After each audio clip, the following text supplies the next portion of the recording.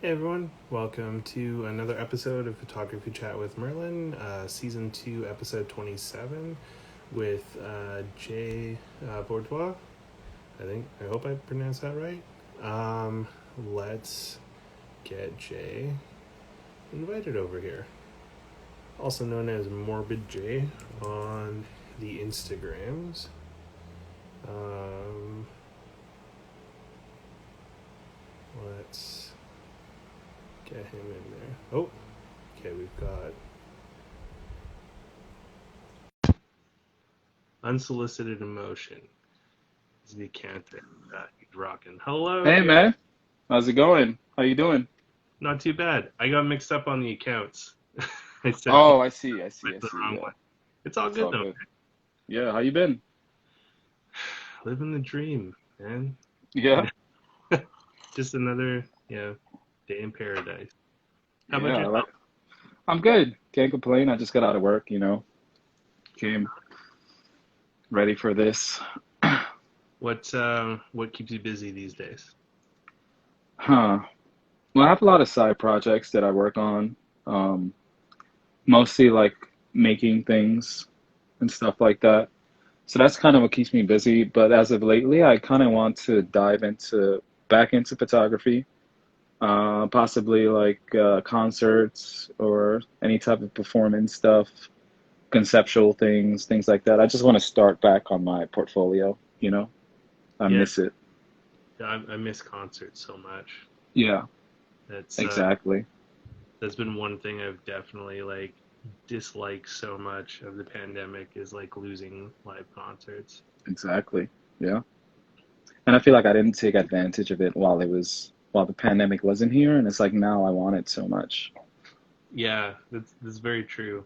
Because you sort of take it for granted because it's there. You're just Yeah, like it's never going to go anywhere, and now we know it can do so, exactly. Yeah. which is I kind of brutal. I think the pandemic taught us a lot of lessons, a lot of things we took for granted, you know. Yeah, I mean, it changed a lot of my own priorities and trajectory of like what I wanted to do and where I wanted to be and stuff. Like yeah, it's been a wild ride. Yeah, I'm sure. Yeah. If you want to take just a sec to let the Oh yeah, people for sure. watching just know a little bit about yourself. Uh, all right. So I'm Jay. I've been passionate about photography, I want to say for close to 8 years. Um, I started with street photography, just like roaming the streets. I was shooting on like a digital kit Canon camera. And then I started like I have a pretty obsessive personality, so as I was doing it, I kept like doing my research. I was like watching YouTubers like Fronos Photos, Matt Day, a few others that I can't really remember at the moment. And I just started like sort of getting this obsession for it. And I started learning about film and learning about like aperture and like shutter speed and all that stuff and like learning all these like techniques. And then once I got into analog and like Polaroid film, I just became obsessed. And I think that's how we bumped into each other on social media was because we both shot Polaroid film. Yeah, we came across each other on Polaroid Gram. I don't know what the kids call it these days. If it was TikTok, it'd be Polaroid Talk. Yeah, yeah, yeah. Yeah, we were on and I think there was like some Facebook groups that we probably were in, Yeah, there's been a few yeah, right? and I Yeah. mean Facebook groups get a little spicy with like all of the cranky old white dudes that are like, this Polaroid is bullshit. In my Hmm. day, it blah blah, and it's just like for fuck's sakes, man, Yeah. like just The calm. snobs. Hmm. Yeah, yeah, it's Yeah, just like, okay, just don't buy it. Why do you have to inflict your opinion on exactly. everyone else? Like I saw the other day, someone was just like, hey, can I take an empty 600 cartridge and put it into an SX70 for testing? And then some like old dude just was like started just ripping them a new asshole about how shitty the film is. And it's like that wasn't even their question. It was just, Yeah. will this work? I don't know. It's like unsolicited opinions. Yeah, it's a little wild. I mean, I'm grateful. that it still exists. But I'm curious, what got you pulled into? Yeah, someone's like, I saw that comment. um, what pulled you into the Polaroid rabbit hole? Hmm. Okay, so what pulled me in is I got an Instax. It was like a 300 camera, and I was shooting. And at the time, I had all this like creativity in my mind, and I was like, damn, I wish I could do more. You know, like I wish I could get better depth of field. I wish I could like control it more. So then I like discovered the S670 through like Matt Day. And then I was like, whoa, this is like an SLR and it like folds and this is like fucking amazing. Yeah, So I like invested in a S670 sonar and then I just like went wild. Like I was spending so much money on film. And this was at the time where it was like impossible project. yeah, So it was like more expensive and it was like a little wonky, like 30 minutes for development. So, and then from there, I just like, it was like nonstop. I was shooting film, like Polaroid film nonstop. And then I was like collecting cameras at that point because I had like, I don't know, four S670s. So yeah. that's what got me into that. Yeah. I've got more SX70s than I want to talk about. It's Yeah, I embarrassing. bet. I bet. But You even had one of mine. I did, yeah, briefly, Yeah. and that was Yeah. kind of it was a great camera, and I like the custom. Like, did you do the custom The back? Yeah. lettering? That's Yes. Yeah. cool. It's like part of a um land quote, Edwin Land quote. So, Yeah, yeah. I mean, the dude, he was such a genius. Is like not. I don't think even like a strong enough term for that guy. Like, just I did a bunch of research on Polaroid and him for like a Polaroid workshop last year, Hmm. and just the whole Polaroid story and like the company and him is just it's so fascinating, and it's wild like the stuff that they did, and just Hmm. even still today to see the cameras that were like built in like the 60s and 70s still being used by so many people. It's kind of a trip. Hmm. Yeah, Um, it is. being based in New York and shooting during the Impossible era, do you ever get a chance to like hit up the Impossible shop when it was open? No, when I started shooting Impossible Project film, they had like closed like 2 years prior, I believe. But I had started making connections the minute I started shooting. So I met a lot of like people that were working at well, Impossible Project, now Polaroid at the time. And I was making like really good connections and relationships. Unfortunately, most of the people that I knew are no longer there, and it's like a whole new team. But for that like year that I knew them, it was like amazing. We were getting hooked up with film. Me and my friend shot Comic-Con and they like blessed us with film like 2 years back to back, I think. So it was like really cool. But now it's like that's kind of like not a thing that would happen. They're more corporate and you know the way they are now, I'm sure.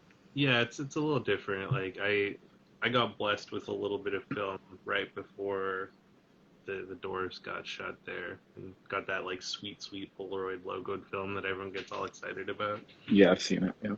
Yeah, it's kind of neat stuff. I think I still have like a box or so left around. Yeah. I'm back for hoarding film. I gotta just shoot it more. Yeah. Yeah, definitely. What's your favorite Polaroid film at this day? Oh man, of what's available or of like just in general? In general, like I want to know like what's your favorite like integral film, but also like in general instant film. Well, my favorite instant film is pack film. I just love the shit out of it. FP100, C. I love the 3000B. Um, Type 55 also. You can't go wrong with that stuff. Yeah. 669. Those are all great pack films. For integral, um, I shot a pack of Time Zero, and I loved it. It was so good. Like,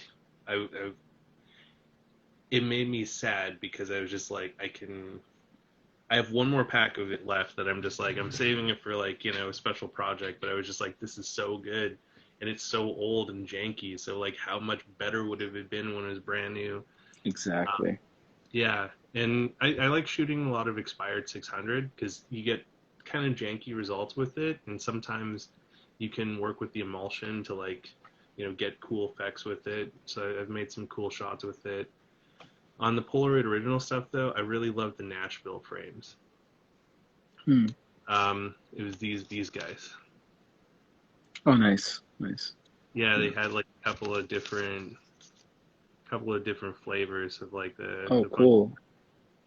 The Nashville one was pretty cool, and then all the duochromes.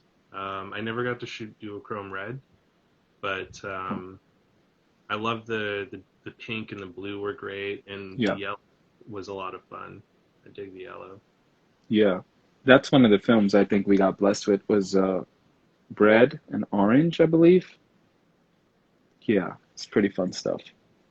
Yeah, I bought a pack of duochrome orange off of Henry's in Toronto, and it ended up just being fucked, and it didn't work at all. And yeah, there's a bigger story there, but I never gave them any more money after that because I was a little pissed. Because I mean, that shit was expensive too.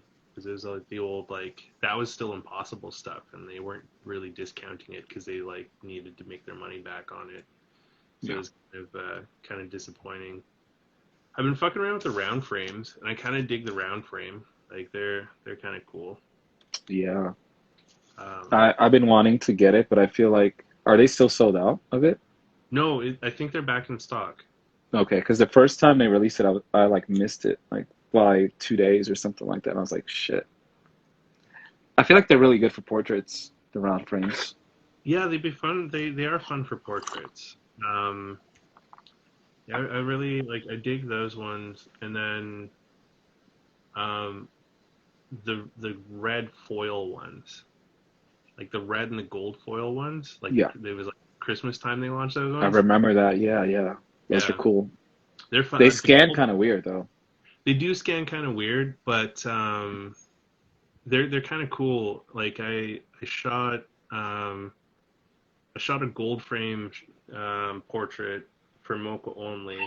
He's a rapper here in Vancouver, and he ended up using it for one of his album covers. And I was just like, Nice. I see him post it, and I was just like, holy shit, that's my photo. That's sick. That must be a great feeling. It was a cool feeling. Like it's interesting when your work kind of gets out there, and it feels a little humbling because like I don't do this for money or anything. It's just more of Mhm. a mental health practice. So, Right, right. I feel what that. what about you? What's your favorite instant film and your favorite integral? Um, I always liked pack film. I never got to shoot the black and white stuff. Mm. I did shoot like the 100C, which is cool. But I think my favorite, hmm, I gotta say it's like when Polaroid when Impossible became Polaroid Originals, there was this batch they had of like their new film, and it was just like so clean, and I loved it. I haven't shot any of their new stuff, so I can't really say. But currently, I do like the black and white with the black borders. I I like just love how clean it is, and it's like already almost matted and framed. It's just beautiful. Yeah, that stuff. Yeah, I totally forgot about that stuff. The black frame, black and white is cool, yeah, and they have black frame color, but it's only in I type. So if you want to shoot it in an SX70 or a 600, you have to reload it yeah. into a cartridge with a battery pack. That's usually what I do nowadays. I think that's what I did with the black frame, black and whites. It was originally an I-type, and I was just Yeah, like putting it in the dark room and stuff. yeah. Not a. I hate the change bags though. They wig me out a little bit. Like I don't know. Changing bags, yeah. Yeah, just my hands feel all weird inside of them. It's like a weighted blanket on you, and it's so weird just messing around with it. Well, there's the weighted blanket part, But what really gets me is that there's a temperature difference between my hands and the rest of my body. And when it starts to get like spicy in there, you're just kind of like, oh man, like you want to pull your hands out, but you can't. Hmm. You're in the middle of something. Exactly. And there's been a few Exactly. times where I've had like an itch on my face or something, and like you're just like, oh, fuck, how to do it? Just Yeah, that's so true. That's so true. Or if you're getting like a phone call or something, it's just like, oh, it's the worst. It's the worst. yeah. And I one time I fucked up and I left my Apple Watch on when and someone texted me or something, and it like exposed some shit and ruined some film, so that Did sucked. it, so it didn't get cool light leaks, it just like completely fucked it up. It well, it kind of fucked it up. It wasn't cool at all. Oh. Yeah, it kind of ruined it. It would have been neat if it had some cool light leaks or. So when you got into the film stuff, did you ever end up doing any darkroom work at all with it, or? The most that I did was I would like develop my own film, but I never really got into the dark room and printed my own stuff. I never did anything like that, unfortunately. I know there was like a few workshops that I probably could have attended in the city, but I never got into it. But yeah. I think there's the Bushwick Community Darkroom. I don't know if they're open because of COVID still or not, but if you ever wanted to try printing, you could probably check them out. Yeah. Yeah, Yeah. definitely. So you said you have some projects in mind. You know what are the projects that you're thinking of? Um, I want to get back into like instant photography, but I just want to like have concepts in mind, things that I want to shoot. I always enjoy shooting portraits, so I have to like kind of put some stuff together and like kind of like execute it. But as of right now, what I'm trying to do is I recently applied for like a position at a music hall, like as an assistant photographer. So I want to kind of like build a better portfolio based on concert photography. Okay. Yeah. So that's kind of what I'm aiming for at this point. But the thing is, like, there's not so much concerts and stuff going on. I mean, I think they're gonna start again soon. Like, I got an email today that like Propagandy is like touring again, and they have a date in Vancouver on October, and I was just like, fuck it, I'm fully vaxxed. Like, Yeah, I'll wear a mask and go see a punk show. I haven't yeah. seen a punk show in years at this point, so it'd be Mhm. kind of thing. So like I feel like things are gonna start opening up. Dozy says hit up Summer Summers. stage, yeah, yeah. That's around New York City, like Central Park. That's cool. Yeah, yeah. I So just have to slide in whenever there's an opportunity and just, just do that. Yeah. you say you were getting you originally started with street photography. Like what were your favorite places to shoot when you were getting started with that? Um, so I'm from Lower Manhattan in New York City, and if there's like so much around here, I would usually hit like Chinatown or like Delancey Street or like you sort of just venture off and see what's there to shoot. Washington Square Park. There's like so many places, but I would like to like look for characters, um, or like just anything that's interesting to me. And I have like a shitload of street photography photos that I don't share. It was just kind of personal stuff. I think maybe one day if the opportunity is brought up, I probably would have a show. That's how much content I have. Damn, dude. That's just you Yeah. have like a secret stash of stuff you've Yeah. been on. We all have secret stashes, like stuff that we just keep to ourselves, right? That's I'm sure true. you have a bunch of stuff that you haven't shared with the I've public. got like the secret stash, and then there's like the super secret stash of things that I don't even want to see anymore, but I don't want to destroy. So Yeah. Oh, I feel that. yeah, they go in a box that goes in a box that goes in the crawl space. I feel that. I feel that. Yeah. Yeah, because it's just like I've thought about it and I've wanted to destroy them a few times, but then it's just like, you know what, one day when I'm older and less bitter, I'll probably appreciate these again. Yeah, yeah, that's true. Yeah. Memory's sake, you know. Well, yeah, and also just like I don't know, I have so many negatives. It's just wild to think like whoever ends up having to like clean out my apartment or like wherever someone's like porn. Yeah. Yeah. That's funny. That's not really street photography though, unless you're like an exhibitionist and no kink shaming there. Yeah. But yeah, I mean like I've shot like tens of thousands of photos at this point, and I have like just huge like Home Depot extra large boxes of negatives Wow. that I don't even know how to start sorting them, so they just live Wow. in the boxes. And yeah, and one day someone will have to go through them. Yeah. Yeah. I'm sure it'll be fun. Yeah, it's interesting though, like with creating. So it's like I recently got introduced to this like super fascinating photographer that lives here in Vancouver uh, through Big Head Taco on Instagram. Um, his name is Henri Robideau, Hmm. and super fascinating dude. He's been shooting since like the early '60s, late '70s, and we were trying to get him to go for a photo walk, and he's like, "I'm too old to make new photos. I got photos I'm not even gonna use yet. It's like I'll be long dead before anyone touches some of this stuff." So he's like, now his tasks are like going through all of the photos he has, figuring out what he can do with them and what projects are feasible with the time he's got left. Hmm. Nice. Yeah. And he's like a film shooter, or I'm guessing. Yeah, yeah. So he's like shot with Leica and Nikon's, and then he did make the leap into like the Leica digital world, um, which it's nice he got the money to do that. Yeah. They're Yeah. pretty cool cameras. Like if I had the bank, I'd buy an M10. Why not? Same. Same.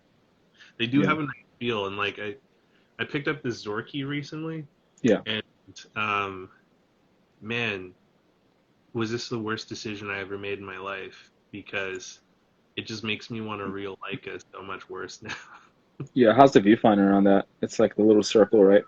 Yeah, so it's got there's like the one viewfinder for focusing, and then the other one for Framing. Hmm. and it's perfect. Like if because I guess like some people legit can't see rangefinder, um, but if you're someone that can like see rangefinders, it's a really nice patch. Like it's a super bright patch, easy to focus. Um, yeah, like I 10 out of 10 recommend picking up a Zorky, and then it's got like this Elmar uh, 50 mil rip-off lens. Hmm. Like the Russians shamelessly ripped off the Leica Model 3 and Yeah. the Elmar lens, and yeah, like it's a great camera. I think If they did the same thing with the Hasselblad. They made the Key 88, I think it's called. they did, yeah, they ripped off the Hassie too. Like They have a reputation of doing that. yeah, like they're the Russians are just a little crazy. Yeah. Why not? It Um, works, right? It works well. and it was great that I showed you this Zorky because I totally forgot I had another roll of film that I have to mail for processing. So Nice. that's all coming up Millhouse. What type of mount is that? Is it like an L mount? Yeah, it's the LTM mount, so you can use like the Leica thread mount. So you can use Leica lenses with it, or you can use this on a Leica uh, Nice. if you're a broke boy and you bought the body but you can't afford the Leica glass. A lot of people are in that position. Which is probably what I'll end up doing if I ever come across like a cheap LTM body. Um, I'll end up just using this lens on there. Yeah. The thing that's also cool with it having this separate uh, focusing and framing patches, it doesn't matter what lens you put on it. You can still use the focusing patch. So if you put like a wider lens or a shorter lens on it, the focusing patch still works because it's just like as long as it's what's the fucking word for it? Where like when you move the focusing knob, as long as it moves the bar inside for the rangefinder, coupled, as long as it's coupled, Yeah. it doesn't matter what focal length it is, it'll just work with the focusing thing, which I was like, that's actually kind of a cool thing because like when you're looking at the Leica M3s and M4s and stuff, there specific like lenses that'll work with the focusing lines in it or whatever. Right. So yeah, that's I don't know. It's worth. You can pick them up cheap. Like you could probably pick these up for like $80, $100 US with the lens. Wow. Yeah, That's sick. That's yeah. actually a great way to get into rangefinder photography. Well, and for street photography, I've actually really dug it a lot too, because it's small. You could like fit it in your like jacket pocket or whatever, your hoodie. Yeah. It's super quiet. Like the shutter on it, you barely hear it when it goes off. And once you start getting used to focusing distances, you don't even have to use the rangefinder anymore. You can just sort of like, oh, I want to shoot that. I kind of know that this is where I need to set the focus, and it'll more or less be, Zone focusing, basically. yeah, more or less, yeah. Another cool one for street photography that I super love, um, especially if you're in the broke boy camp, is the Lomography reusable camera. This thing is super dope for street photography, man. Because it's like a ninja. It's super like the loudest part of it is when you do the advance, Right. but like taking a shot with it, it's like this is how loud the shutter is on it. That's it. Just a little click. Very silent. And it's I think it's hard set to f8. Um, it's hard set to f8, and it's designed to use ISO 400 film.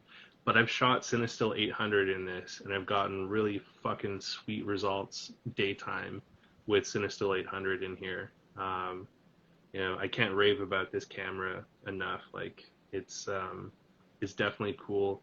I'm curious to check out the Ilford one too, because Ilford just released the Sprite 2, Hmm. which is like their reusable camera, which is a little fancier. Like, when you pick this thing up, it feels like a total turd. Like it's just kind of plastic and Yeah. flimsy, sort of shitty, which it surprised me that I love the photos out of it so much. So I'm curious to see what the Ilford would be like because it looks like they've built that to be a little bit more upscale and a little more robust than this guy. Nice. I don't think I've seen it. It's a pretty cool looking one. It's more boxy, Hmm. um, but it's like the same idea. It's like a fixed lens with a flash. Um, yeah. Well, someone said the Russians also made a copy of the Bronica, which doesn't surprise me. Bronicas were dope. Yeah. It doesn't surprise me that Rosie would rather have an 8x10. Yeah. Do you ever get to mess around with 8x10 Polaroid? No, unfortunately not. I did have my portrait taken by what's his name? Devin. Um, I forget his last name, but he's a well-known uh large format instant film photographer from New York City. He was with Lomography for a while, and that was like the closest I got to seeing 8x10. It's really, really cool. Super, super shallow depth of field too. Yeah, it's super crazy. And then like the whole process to make 8x10 Polaroids is like wicked wild too. Yeah, it's fun. I still have the portrait he took of me. It's one of my favorites. It was so long ago. It was like 2, 3 years ago. Speaking of photography, what's your opinion on digital photography? Because I know you mostly or probably only shoot film, but what is your take on digital? So I don't only shoot film. I do have Mhm. a digital camera. Um, this is this is the grip for my digital camera, which it's reversed, but it says poser. Yeah. That's kind of how I feel about digital. Hmm. Um, but I don't shit on digital. Yeah. So I know there's a lot of dudes out there and just a lot of people, a lot of photographers, um, that are just like, it's film or nothing. You need to upgrade to film. Like digital is bullshit. And I think that's the total wrong approach to take with any of that stuff. Is like it's a tool like anything.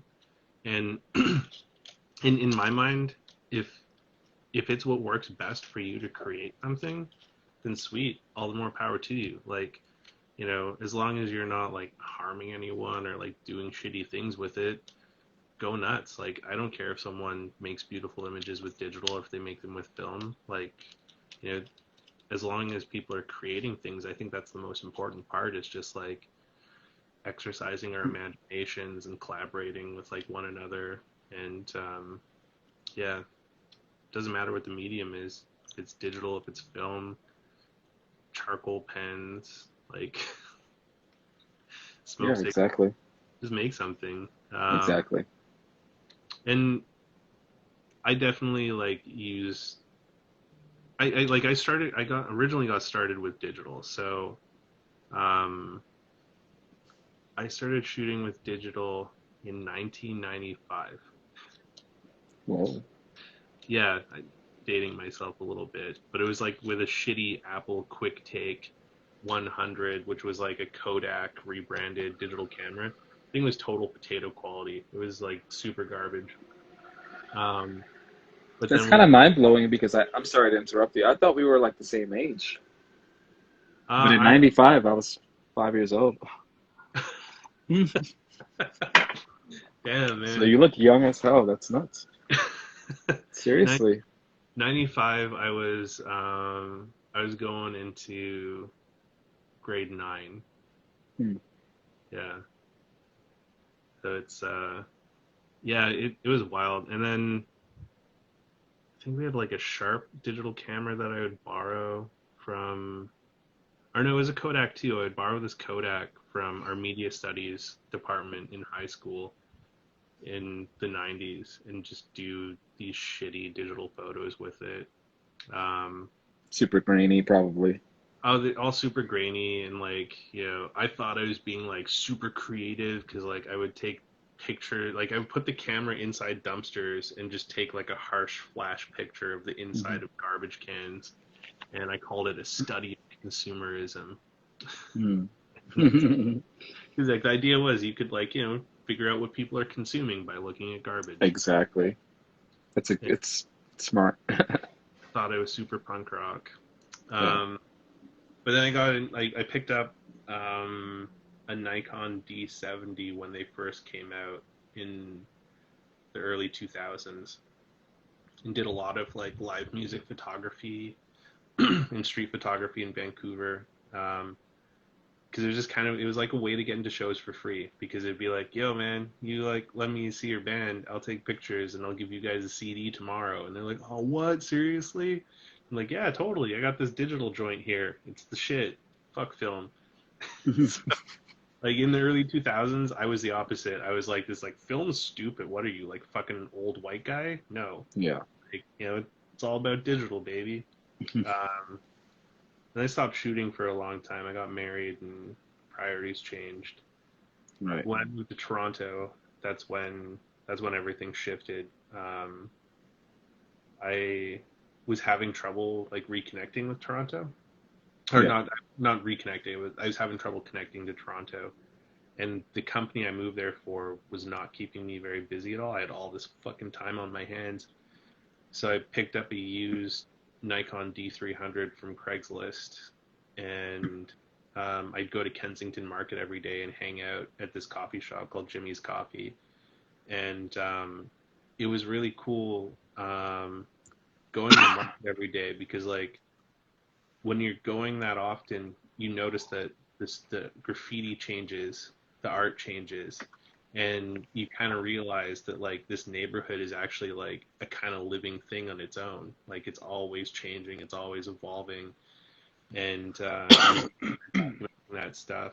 Um, and then I got the film bug, and that was dangerous. Like, goddamn, uh, film is an expensive thing in all realms. Like, Yes, definitely. Cameras, developing everything. It's just, but it's so addicting.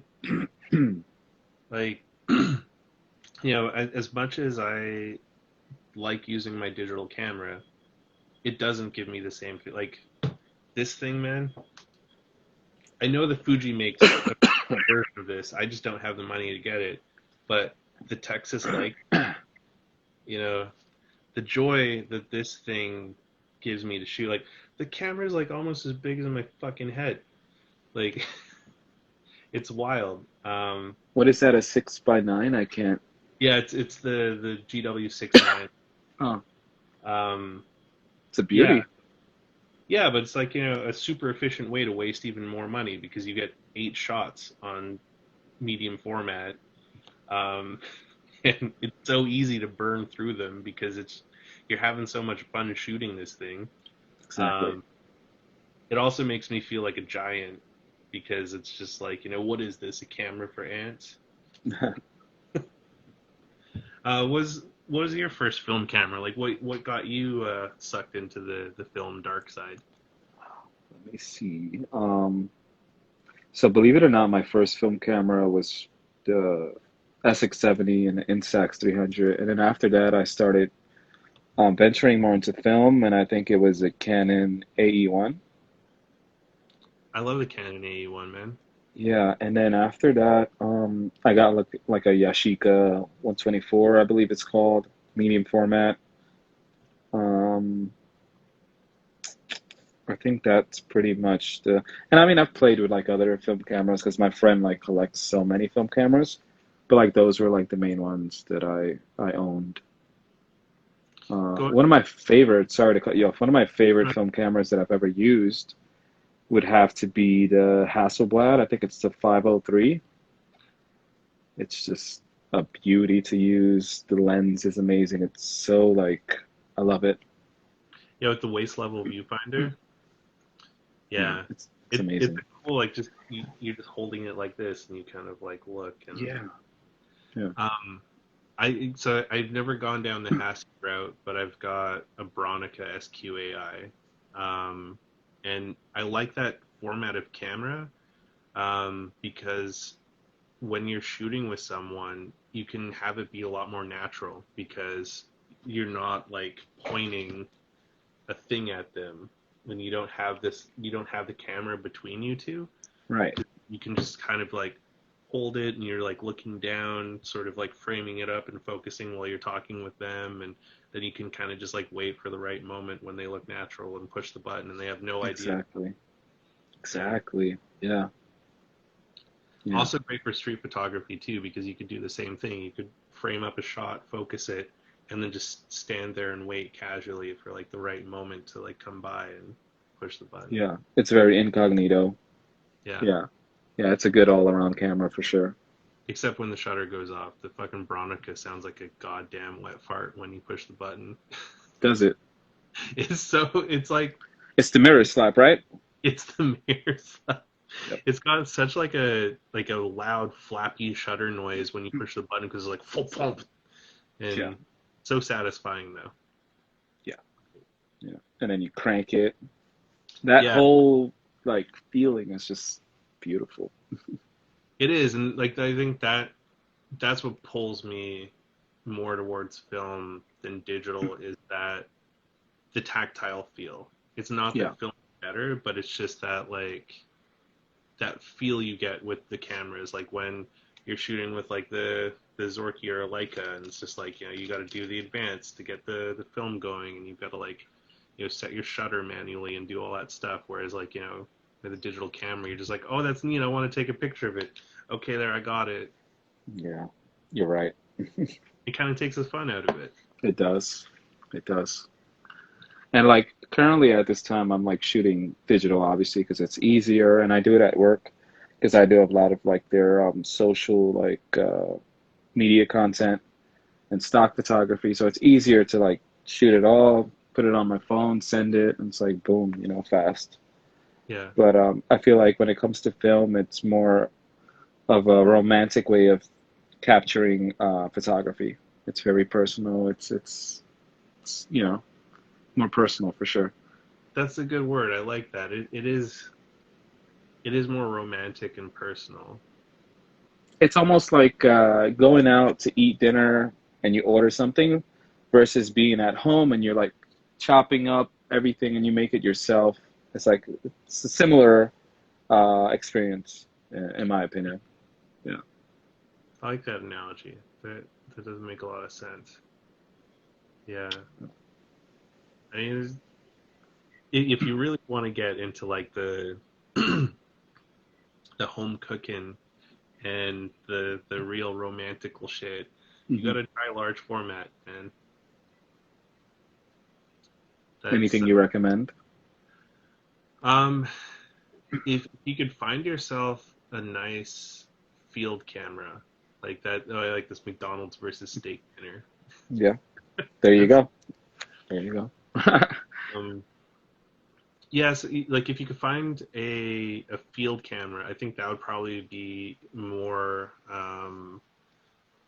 your like compatible with your shooting than like a rail camera, Mhm. because like rail cameras are just so much more bulk to have to like heft around all the time. Right, right. uh, a field camera like folds up and it's like kind of nice and portable, like a speed graphic or something. That would be like you could get into 4x5 with those. Toyo makes a nice 4x5. I've got a Wista 4x5 that I really fucking love. You can also find Intrepid 4x5s pretty regularly where people have like bought Intrepid to get started and then like really fell in love with it and they upgrade to something a little bit more substantial and sell the Intrepid off. Yeah. Yeah, definitely. There was somebody that was shooting uh that format.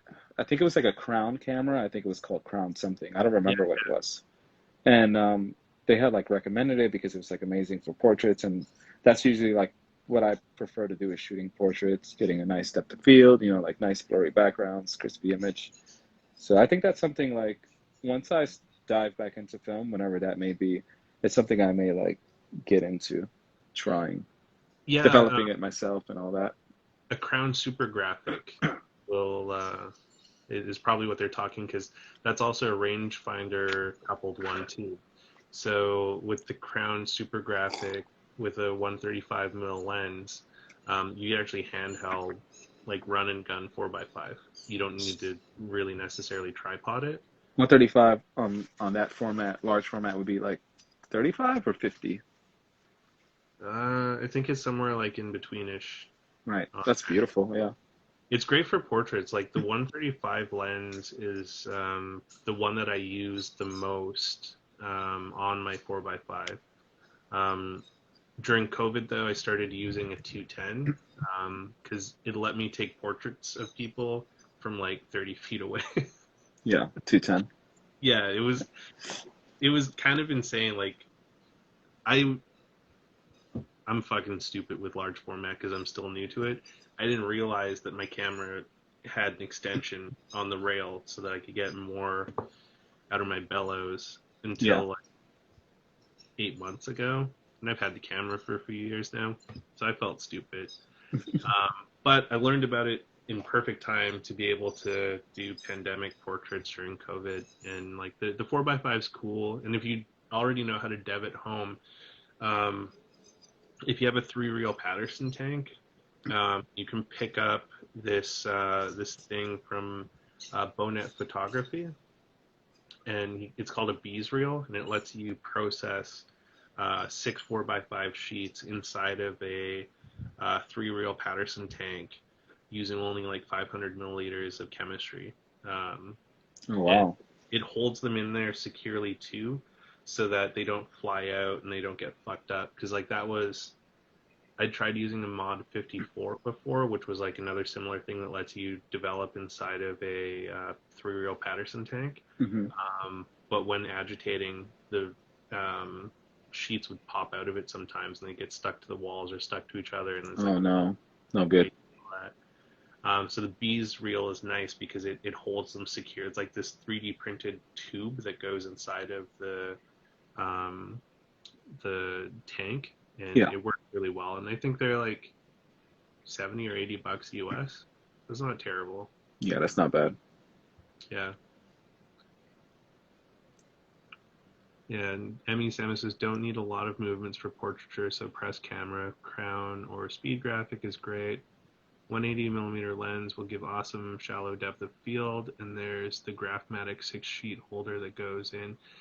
Yeah, I've heard people using the Graphmatic holder, but it's a bit of a crapshoot sometimes because if it's not working properly, you can actually scrape up the sheets.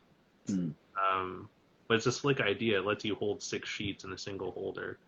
Because typically when you're doing 4x5, um, with the 4x5 holders, hold 2 sheets in each holder. The other thing you could do too, if you wanted to get into it and you wanted it to be a little easier, is buy the new Ready Load sheets from New 55.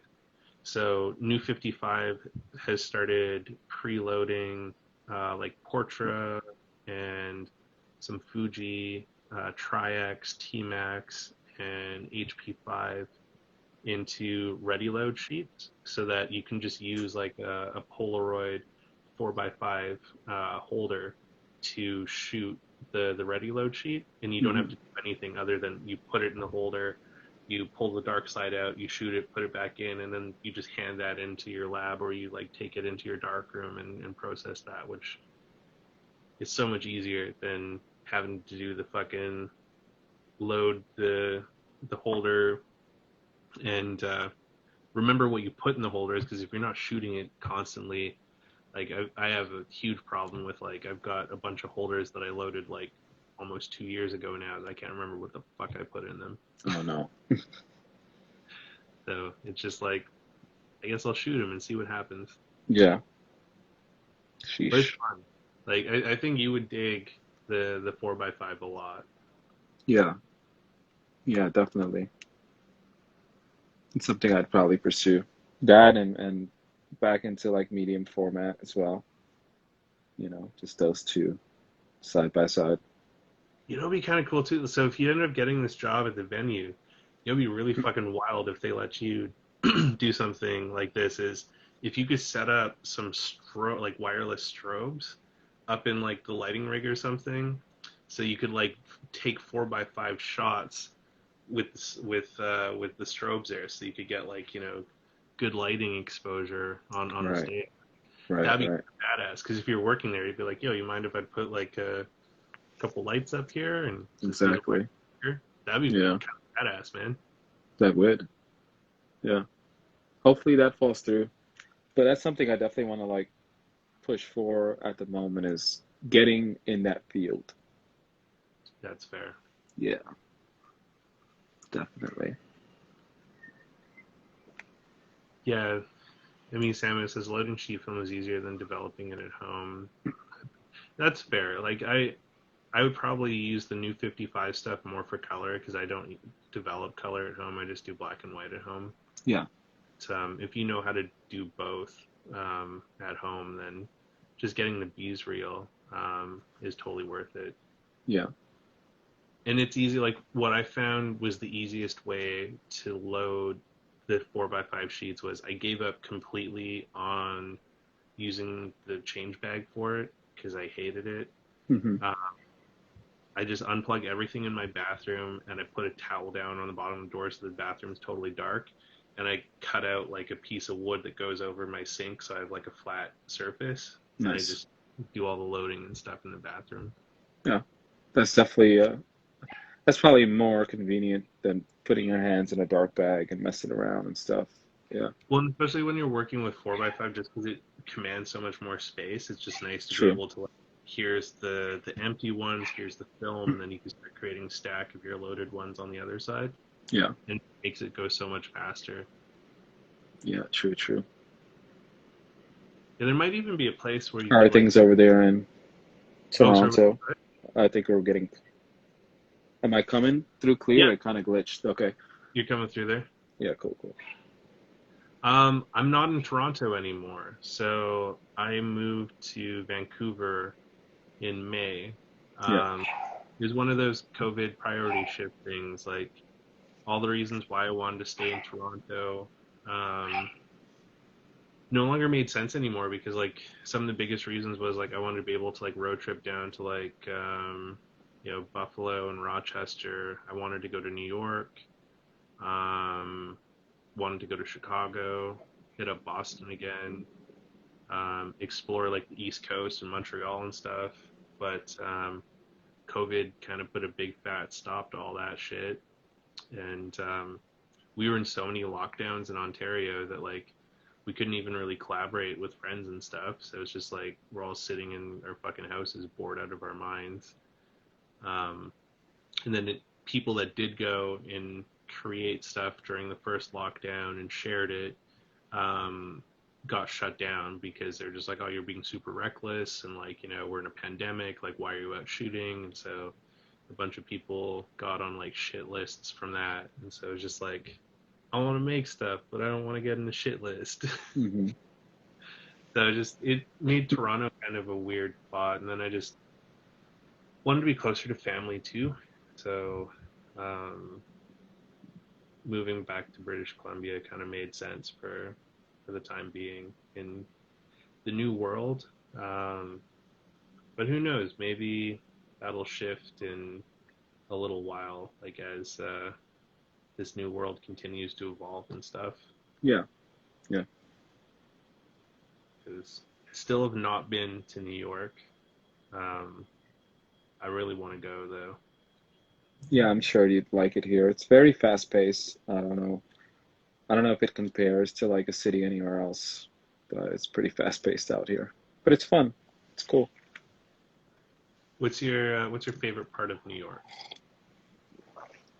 My favorite part of New York is Lower Manhattan. That's just where I was like born and raised, and it's just becoming this very expensive town. It's like getting a place out here is impossible, and like just the price wise, it's just too much. But I love it out here. Um, yeah, I think if you came out here, the places to explore would be like Manhattan and like Bushwick, Brooklyn, spots like that.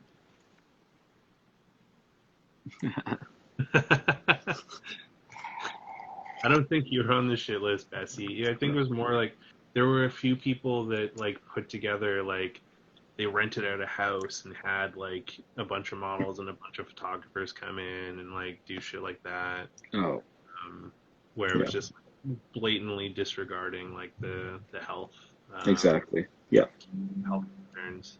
right. Um, Brooklyn is a spot I want to go to though, because I have like a wicked bad man crush on LP, and I've always wanted to go to Frankel's Deli, because man, their fucking sandwiches look good. Yeah, yeah, Uh, yeah. I mean, I'm sure you'd love it if you came out here. If you do, you should hit me up so we can link up and shoot. Definitely, man. You'd be one of the first people that I'd be like hitting up when I head out there. Yeah, Um, yeah, probably is it Bushwick was very nice, very post-industrial. Nice. yeah, Yeah, that's definitely like so. It's like Brooklyn, Bushwick were on the list for sure. Um, I don't really have anything else like sort of planned beyond that. Like the closest I've been to New York, got stuck at LaGuardia for like 3.5 hours one time, and that sucked. yeah, I flew over Brooklyn. That was kind of cool. yeah. Um, I'm sure it looked beautiful. Yeah, it did look beautiful, and then LaGuardia totally ruined it. I was just like, this place is the fucking worst. Yeah, yeah. LaGuardia Airport for sure. Yeah, and one American, it was like a pairing of like American Airlines and LaGuardia. It was just like a match made in hell. I think they were doing some construction, so it's like one of the terminals we kept getting bounced back and forth from smelled like raw sewage. It was amazing. Just book the flight, crash at Jay's couch, and take care of his cat. That's funny. Yeah, I mean, I am not too old for couch surfing yet. I'll Yeah. still do that. Just as long as people don't mind my sleep apnea machine. Yeah. That's the only part of getting old that sucks so far is the sleep apnea machine and crippling anxiety. But I think that's more of like a life thing, not Yeah. a getting old thing. Yeah. Yeah. Yeah. Especially during the pandemic, I feel like a lot of people came down with anxiety and stuff like that. Yes, the pandemic was interesting. Like, I think a lot of people who've never had to ever deal with even like the furthest thought of depression or anxiety had to experience it in some way. And it was interesting, like, hearing how some people I knew, like, there were reactions and responses to it and being like, oh my God, this is the worst. And it's like, oh, honey, welcome to the club. You've been here for a while. Yeah, It doesn't get much better. exactly. A lot of people had to confront their own demons because, like people were let go from work and they had to be home all that time with their own thoughts. So kind of sucks. Yeah, I mean, there's that. Yeah, like we live in a really interesting society where we all tend to try and escape from things in some way or another. And it's like having to be trapped with just you could be a little weird sometimes. But I think like a really good net benefit of COVID was I don't think we would have had um, as much action in social movement as we have if COVID hadn't have happened. Right. True. Because we would have just been distracted, and these atrocities that have happened over the past like year and a half would have just been noise in the garble. So I think like that's the one good thing of COVID is that like it actually unified a lot of us, and I think it's made a lot of people realize that like the way we were living um, probably wasn't very good, isn't very good, and we need to find a way to like do better and be better to each other. Yeah. So true. Like what was New York like during the peak pandemic? Because you guys got hit super fucking hard. Yeah. I think we were like the worst. We had it like the worst in the world, possibly for a certain amount of time, from what I know at least. Um, it was, I know this sounds fucked up, but it was beautiful because, like, New York to me and to New Yorkers is like this busy place. It's like people are always on the street. It's like always busy. So when the pandemic hit, there was like this shutdown, and it was like, if you're not an essential worker, you got to stay home, or else like you're gonna get in trouble. So it was like you would go out and go to Times Square, and I went to Times Square every day traveling into work, and it was just like a ghost town. And it was just like it was very it was like out of a movie. It was kind of like that movie with Will Smith and the zombies. I forget what it's called. I Am Oh, Legend. I Am Legend. Yeah, yeah. Yeah. And that's what it was like. It was like you're roaming the streets and the only cars out are cop cars and nobody's out. And it was like, wow, that's insane. Did you get And any photos during that time? um I don't think I got any like amazing ones because there was like law enforcement everywhere, and there were like people were like pushing people, like, like if you're outside, do what you got to do, like get off the street type thing. Yeah. So I didn't get anything like amazing, but like the experience was just like something out of this world. Something that I don't think a lot of people will ever experience in their lifetime is just seeing New York City completely shut down. Yeah, It's that'd be nuts. Yeah. it was nuts like seeing that in Toronto, like driving on the Gardiner Expressway, which is usually like a parking lot most of the time, Hmm. being like the only car on there, or like there's like two or three cars, and it's just like the fuck. Like the one regret I have is that I didn't check out the TTC, like the Toronto subway, Yeah.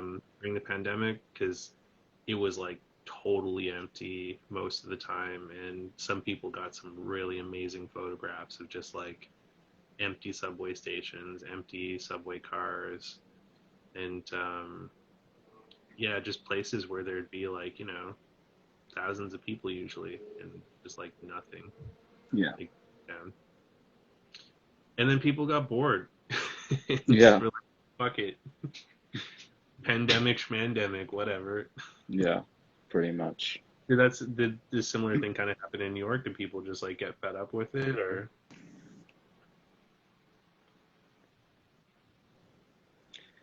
Like I heard of a lot of people doing like parties on the street and stuff, but everything is getting shut down. So it was like at the time the mayor and the governor were taking things very seriously because the death count was just like insane. It was like I think at one point it was like 200,000 people a day were dying or something like that. It was like don't Jeez. quote me, but the numbers were like insane. And so like they were basically anything going on that wasn't supposed to be going on was getting shut down. Store people who were opening restaurants or keeping like underground stuff going on, they were getting shut down. So it was like no tolerance for none of that shenanigans. Yeah, and Bessie says a lot of relationships suffered too because of the pandemic. Yeah, and not just people relationships too. Like I never thought about this until it was the first weekend we were allowed to leave the house legit, and I went to go to this coffee shop that I bought beans from. And while I was waiting in the lineup to get in, this dog was just like losing its fucking mind. Like not angry losing its mind, but just kind of like, hey, hey, hey, like pay attention to me. And the owner was like, I'm so sorry. She usually fucking hates people, but like she's been super weird since we've been stuck in the house because like all of her shit's been disrupted. So now whenever she sees people, she just like wants all the attention. Yeah. I was like, fuck, I never thought about that. It's like we're suffering with this, but like all these animals that we're used to like having social interactions and whatever, you know, kind of fuck them up too. And yeah, it's just like all these things you would never really think about that we had to start sort of like facing and considering because of COVID. Hmm. Yeah. Yeah. Well, listen, man, I have to get going. It was great chatting, No, but I thank have you. to get I to appreciate working on you. stuff. No, I do. I appreciate you jumping on with me here, and I'm looking forward to seeing what you get going again on the film. Um, Yeah. yeah, Yeah, man, we'll keep in touch for sure. definitely. If I end up going to New York, I will definitely be hitting you up. And if you ever have questions on large format, let me know. Yeah, you'll be the guy I definitely go to. All right. Well, I appreciate you jumping on with me here and everyone for tuning in. Next week, I'm going to have Michael Bellin on from Analog Forever magazine. Yeah. Met him at the Film Today in San Clemente in 2019. Yeah, so it should be an interesting episode with him. He's another Polaroid fanatic. So, yeah, thank Nice. you, Jay. I appreciate that. And I hope you have a great week, man. Yeah, man, same to you, and I'm definitely gonna tune in to that episode. Cool, man. Take her easy. Take care, guys. Stay safe out there, everyone. Bye bye.